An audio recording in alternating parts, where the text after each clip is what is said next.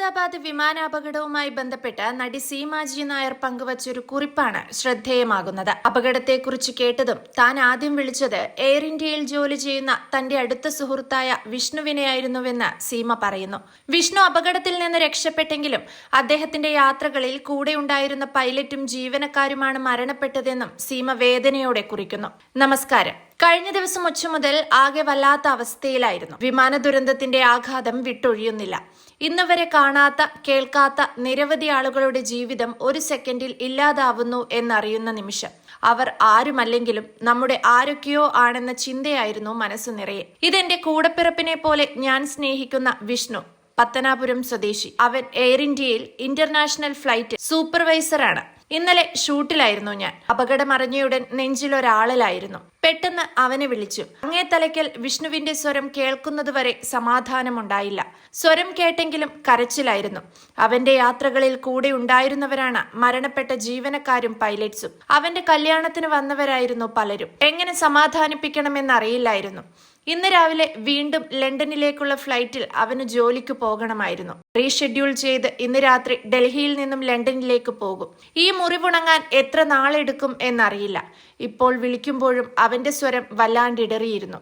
പ്രതീക്ഷകളും സ്വപ്നങ്ങളും ബാക്കി വെച്ച് ഒരു നിമിഷം കൊണ്ട് എല്ലാം പൊലിഞ്ഞു തീരുമ്പോൾ ഈശ്വര, നിന്നോടൊന്നേ അപേക്ഷിക്കാനുള്ളൂ, ഇത്രയും ക്രൂരനാവല്ലേ നീ.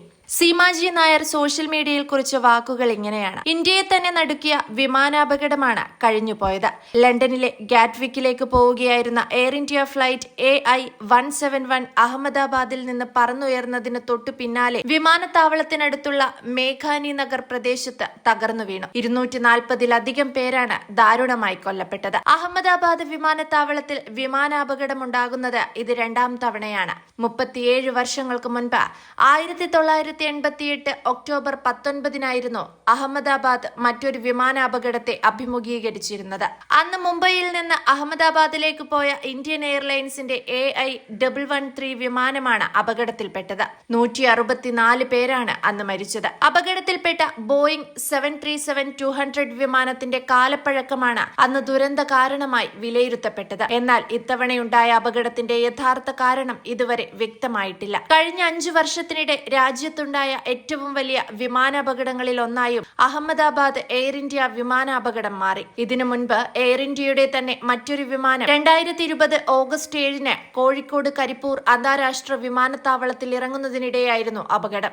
എയർ ഇന്ത്യയുടെ IX-344 ദുബായ് കരിപ്പൂർ വിമാനം 35 അടി താഴേക്ക് വീണ 18 പേരാണ് അന്ന് മരിച്ചത്. ഇതിനെയെല്ലാം കടത്തിവെട്ടുന്ന അപകടം കൂടിയായി അഹമ്മദാബാദിൽ സംഭവിച്ചത്.